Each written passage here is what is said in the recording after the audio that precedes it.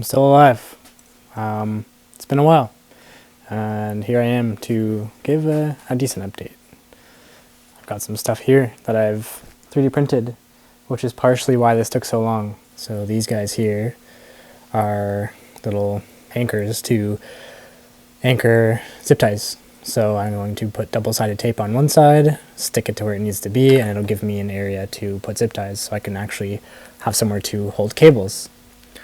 And then I've got these pieces here, which are all for the HVAC stuff that I was covering in my last video. So this is the new heater assembly.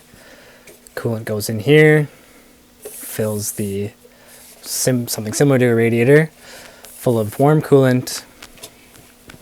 Add power to these fans, which will blow through, and heat comes out of here. Pretty simple concept. A lot of the planning is done, but the tricky part was getting this to attach to the car. So what I did is started to design these pieces here. These are to attach ducting, like so.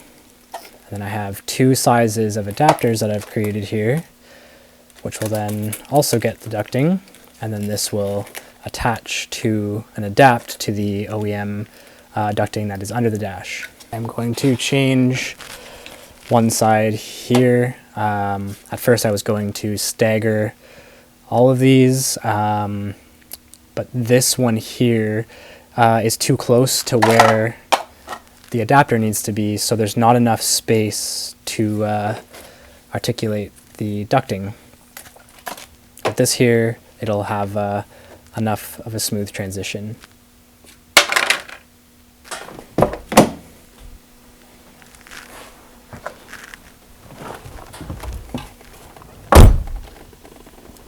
So my last idea was to have this heater assembly pointing straight up at the area here, and though I probably could have made that work, I figured it would be better to have this a little bit lower and a little bit further back, or a little something like this. One concern I had about having the heater core so high up is that it would be higher or equally as high as the motor, or the highest point in the engine bay, causing it to be a little bit tricky to bleed and maybe trap air inside of it. And that's just one thing. Having it so close would make it a little bit more difficult to make something to adapt between the two. Whereas with the new design, I have these adapters here, which slot into the existing ducts,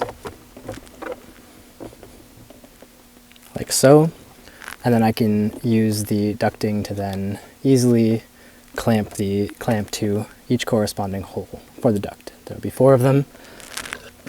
Got the little smaller square ones as well, which will go over here, like so. And how I'm going to attach these to here is I'm going to silicone them in place.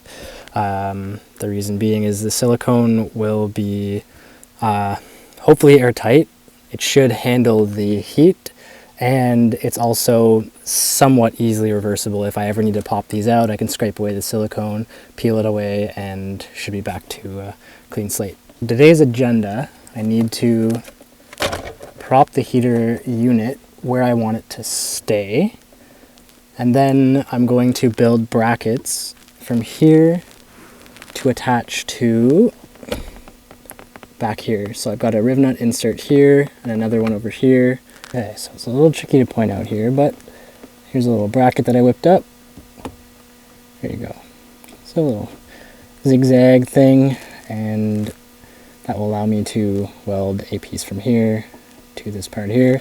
Okay, so I'm gonna try and get a good example of this. It's a pretty tight spot. But I have these little strips of cardboard that I cut out, like this, which are the same width as the flat stock that I'm using. And the idea is to use them to line up and the strips to match. There's, I guess, my best example. So I have two sort of cutouts here, which would be the supporting pegs that will come off of the flange here and match up there. So I will now cut these out of the straight stock, and then once that's done, fit them up, see how they fit. Unfortunately, I can't weld in the car because there's carpet and I don't want to ruin the carpet, risk fires and stuff like that, and I don't have anything to lay in here to control the sparks. So it is what it is. It'll be fun. So here's the rough version of the bracket for now. It's only tacked up and it's confirmed fitting pretty well. So now I just gotta finish the weld on that one. And here is bracket number 1. So today's starting welds, not so pretty, but structural enough for what this is. But today's ending of the day welds aren't too shabby. I lost count. Many days. Still building brackets. Come see. So the left side here is a little bit different. On the right side, it comes up on like a zigzag. This side, I had already made the bracket to mirror that side because the right side was the only one that I looked at. Anyways, so this side, the bolt holes are perfectly in line with each other, one on the bottom, one on the top. But by doing that, having a flat bracket all the way to the left would have caused me to make like angled brackets, which isn't really a big deal, but since I can't tack it up in the car and then build it outside of the car, I decided to basically make a mirror image of the same bracket. So right here, it comes out, down, back in, and then back to the other one. But when I pull it out, it'll make more sense when I finish building it. So now, because of that, I have effectively a straight shot from this bracket to this bracket, just like I did on this side, straight down. So here's the bracket I was talking about. So initially, it would have been just a straight line, but to mimic the other one, just doing this here. So it bolts in now here and here. Now I have my templates that I need to use to now make the rest of the brackets. So this front side one, it's probably gonna go something like that. And then the back side one. Anyways, so I'm gonna trace these out onto here, cut them, weld them, be right back.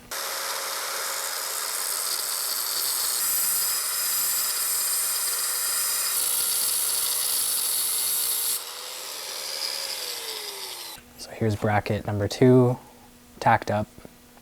Not the prettiest right now, but we'll fix it up once we finally fully weld it. So we're just gonna do a quick test fit in the car to make sure it's still the right shape and then go from there. So even though I labeled my little templates wherever they went, I labeled them with which side they're for and the top. So I went against my label, and as you can see, I flipped the bracket. So now I need to cut these tacks all apart, put the brackets the right way, the legs of the bracket the right way, and then take it from there.